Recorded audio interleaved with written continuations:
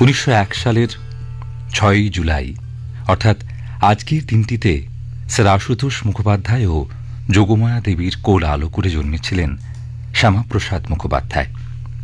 উত্তরাধিকার সূত্রে তাঁরও হৃদয়ের অন্তঃস্থলে প্রজ্বলিত হয়েছিল জ্ঞানের বহ্নি শিখা। স্নাতক ও স্নাতকোত্তর স্তরে প্রথম স্থানাধিকারী হয়ে সাফল্য লাভের পর শ্যামাপ্রসাদ মুখোপাধ্যায় আইনেও প্রথম স্থান অধিকার করেন।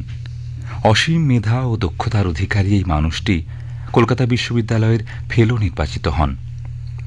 লন্ডনে আইন নিয়ে উচ্চশিক্ষা লাভের সময় ইন্টারন্যাশনাল ইউনিভার্সিটি মিটে তিনিই কলকাতা বিশ্ববিদ্যালয়ের প্রতিনিধিত্ব করেন।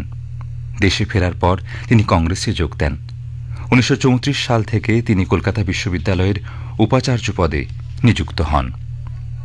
হিন্দু মহাসভাতে যোগ দেন 1939 সালে। স্বাধীনতা সংগ্রামেও তিনি অংশগ্রহণ করে কারাবরণ করেছিলেন। স্বাধীনোত্তর ভারতে জওহরলাল নেহরু পরিচালিত প্রথম মন্ত্রিসভাতে তিনি শিল্প ও সরবরাহ মন্ত্রকের দায়িত্বে ছিলেন। 1951 সালে শ্যামাপ্রসাদ মুখোপাধ্যায় ভারতীয় জনসংঘ নামক একটি সর্বভারতীয় রাজনৈতিক দল গড়ে তোলেন। আজ 6ই জুলাই শ্যামাপ্রসাদ মুখোপাধ্যায়ের জন্মদিন।